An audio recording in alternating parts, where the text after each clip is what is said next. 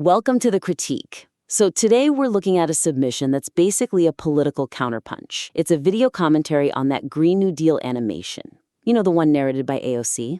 Right. And it aims to just dismantle the economic and cultural arguments in it. It's fiery, it pulls no punches. So let's get right into the rhetorical strategy, maybe starting with the tone. Let's do it. The first thing that really hits you, even before you get into the data, is the temperature of the language. Yeah. I mean, while the material's actually very sharp on the economic points, the reliance on these aggressive personal descriptors, it really undermines the intellectual authority of the whole thing. I definitely felt that heat. It wasn't just a disagreement. It felt personal. I mean, I'm looking at my notes. The speaker calls Ocasio-Cortez crazy arrogant. He calls her points stupid. Mm-hmm. He even calls the animation itself bizarrely racist and the most stupidest thing. It's pretty raw, but isn't that what the base wants? I mean, people are angry about this stuff. Doesn't that anger connect? It connects with the audience you already have. And that's the trap, you see. Okay. If the goal is just to rally the people who already hate the Green New Deal, then fine, call it stupid. But if the goal is persuasion, if you want to convince that moderate listener, that undecided voter, this creates what we call a persuasion barrier. A persuasion barrier. So basically, they just hear the insult and the door slams shut? Exactly. Just think about it. If you're maybe skeptical of the Green New Deal, but you respect the office of a congresswoman, or you just don't like bullying in general. Right. Hearing someone call a politician crazy arrogant doesn't make you think the speaker is right. It just makes you think they're emotional. And here's the irony, right? The user accuses the other side of relying only on emotion. And then does the same thing. Exactly. By wrapping valid facts in these really emotional insults, they're mirroring the exact behavior they're criticizing. That is a fair point. It's a bit of the pot calling the kettle emotional. But I mean, to play devil's advocate here, sometimes things are stupid. If a policy makes no sense, why do you have to tiptoe around it? Does depersonalizing the critique mean you have to be soft? Not at all. In fact, depersonalizing it makes the attack harder, much harder. How so? It's the difference between, like, a street fight and a courtroom verdict. A street fight is messy. A verdict is final. We want to shift from attacking the person, AOC, to dismantling the mechanism of her argument. So from micro insults to macro systems. That's it. Okay, so let's make that concrete. Take the crazy arrogant line. The speaker says, "You're crazy arrogant to think you are going to galvanize the world." That's a direct shot at her. How do you make that harder without the insult? You pivot to history. The real complaint isn't her personality. It's the sheer impossibility of her goal. So instead of "you're crazy," you say something like, "It is historically unprecedented to expect global coordination on a domestic policy initiative without a unifying external threat like a World War II. Okay, I see that. One sounds like a guy yelling at his TV. Yeah, The other sounds like a historian closing a book. precisely. And it creates a burden of proof. If you call her crazy, she can just say, "I'm passionate." But if you say, "This is historically unprecedented," now she has to prove why this time is different. You've trapped her with logic, not just noise. Okay, what about the old school Amtrak bit? The speaker basically accuses her of lying about taking the train. He says, "I think she just made that up." It felt a little petty. It is petty. And more importantly, it's weak because you can't prove it. Right. Unless he has her ticket stub, it's just speculation. It wastes time. The stronger move is to pivot to the systemic argument. Forget whether she rode the train or not. Talk about why the train itself doesn't work for the country. So a better critique would be, Something like, the focus on rail travel completely ignores the geographic realities of the United States compared to Europe. right, we're not France. The country's massive. Exactly. So now you're not calling her a liar. You're calling the policy geographically illiterate. And that is a much, much heavier blow because it attacks the foundation of the policy, not just one person's anecdote. I want to touch on the indigenous knowledge section. That was probably the most aggressive part of the script. He mocks the whole idea of it, called it absurd pandering and the most stupidest thing. Yeah. I get that he's trying to defend science, but it just came across as really hostile. It was volatile, and it risks alienating anyone who, values cultural tradition. But again, there is a valid point buried under all that anger. The point is about methodology. You don't have to mock the people to critique the science. So how do you say this isn't science without saying this is stupid? You say, substituting quantifiable ecological data with anecdotal tradition may lead to immeasurable outcomes. You frame yourself as the defender of hard metrics. You just ask, How do we measure the success of this method? If the answer is we can't, well, then you've won the argument without insulting a single person. That really elevates the speaker's status, doesn't it?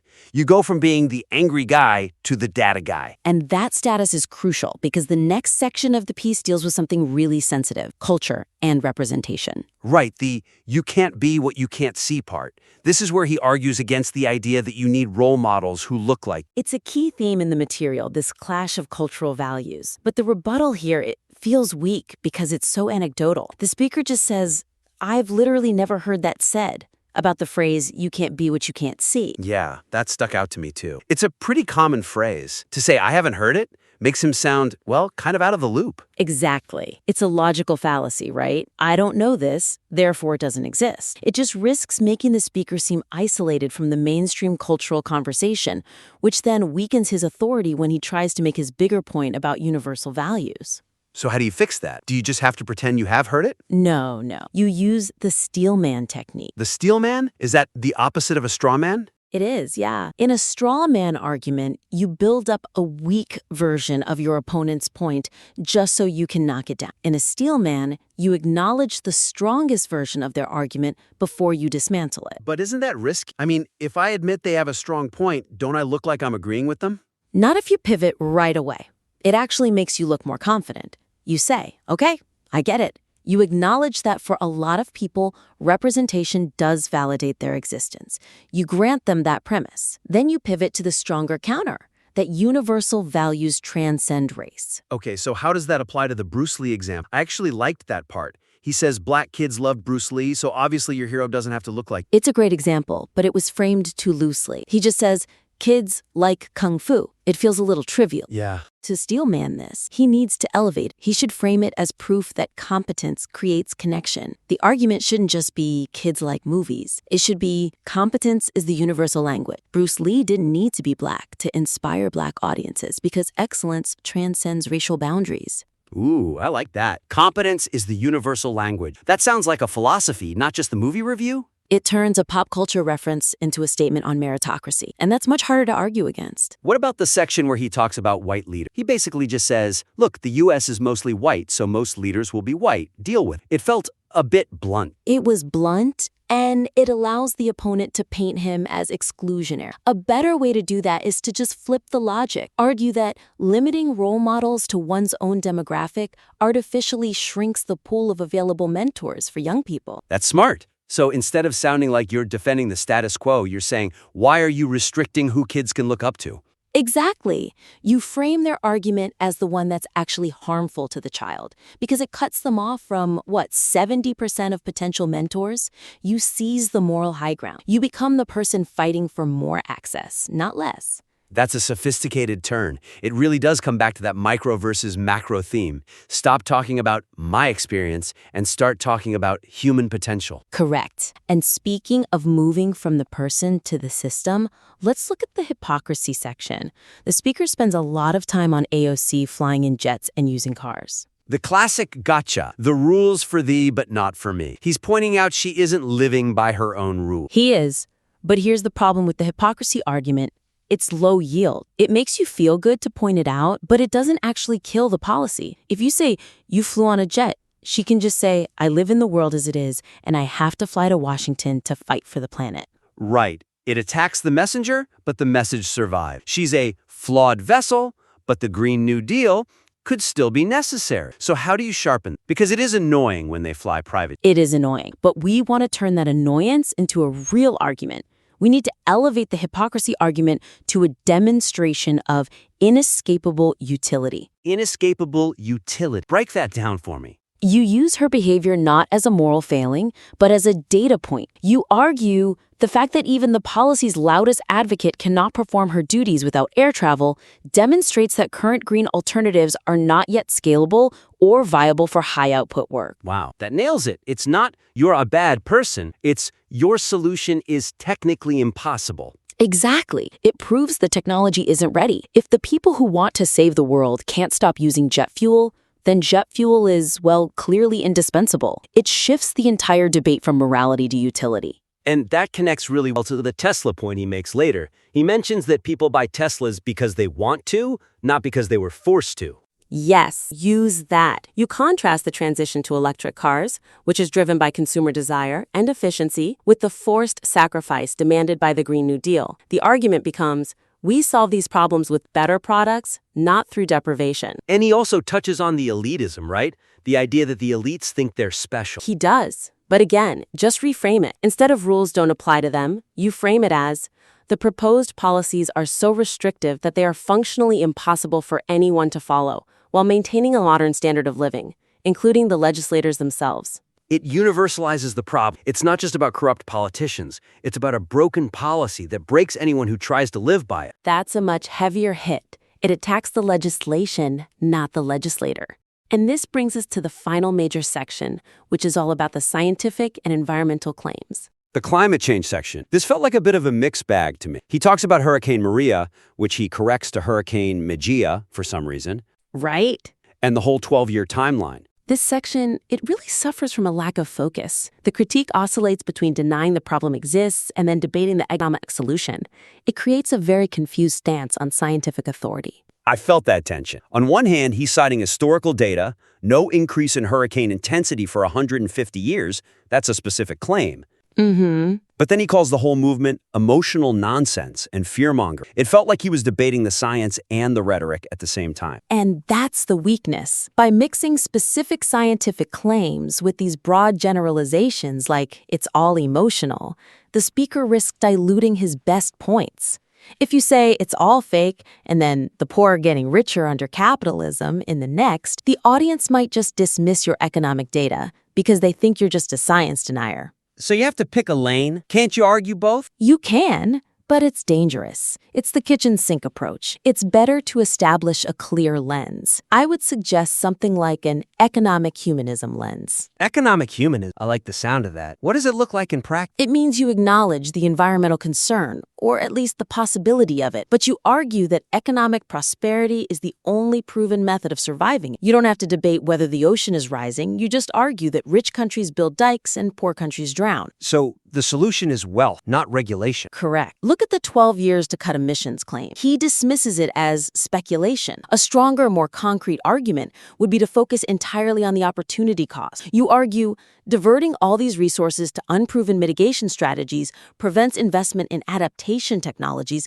that we know save lives. That is a very pragmatic approach. It's not saying climate change isn't real. It's saying your solution kills people by wasting money. Exactly. And regarding the poor getting richer argument, he mentions the gap is growing, but the poor are still rising. This is his strongest point, but it's lost in the noise. He needs to make this the central moral argument. The Green New Deal threatens the very mechanism, capitalism, that has lifted the global poor out of poverty faster than any charity in history. That's a compelling narrative. It frames the Green New Deal as the enemy of the poor, not their savior. It's a total flip of the script. It turns the moral tables. And just a quick note on that Hurricane Mejia thing. He spends time correcting her pronunciation of Maria or whatever it was.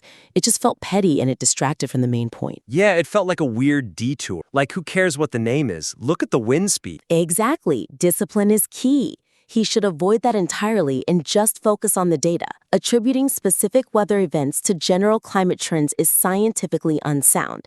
That returns the critique to a position of scientific literacy. It really does seem like the overall lesson here is discipline. The speaker clearly has the knowledge, he knows the economic data, he knows about World War II, but he lets the desire to mock get in the way of the desire to persuade. That's the micro to macro shift we've been talking about. The raw materials for a devastating critique are all here in this submission. The speaker gets the economic flaws, but the execution is just hampered by these ad hominem attacks, anecdotal evidence, and this focus on personal hypocrisy over systemic failure. It's the difference between venting and debating, really. Venting feels good, but debating actually changes mind. And we want this to be a debate where the verdict is undeniable. So if we were to wrap this up for the listener, give them the cheat sheet, what are the main takeaways? To recap, I think the key opportunities are rooted in 3 big shifts. First, move from ad hominem to systemic. Don't call the person crazy. Call the expectation historically unprecedented. Depersonalize the attack to strengthen the logic. Second, Use that steelman tactic for the cultural arguments. Don't just say, I haven't heard of that. Acknowledge the desire for representation, then pivot to the stronger argument of meritocracy. Don't look out of touch. Look like you see the bigger picture. And third, the gotcha trap. Right. Reframe hypocrisy as infrastructure dependency. Don't just point fingers at private jets. Use those jets as proof that the Green New Deal is technically impossible. Turn their bad behavior into your best data. And stop correcting the names of hurricanes if it doesn't change the data. Indeed. Focus on the forest, not the twigs. We would love to see a revised version of the script. We invite the listener to refine the arguments based on these pillars. Strip out the insults, dial up the philosophy, and submit the next iteration for further review. There is a very strong argument hiding inside this commentary. It just needs to be chiseled out. Absolutely. It's got good bones. We can't wait to see what you come up with next. And that brings us to the end of this critique. Keep refining, keep challenging, and we will see you next time.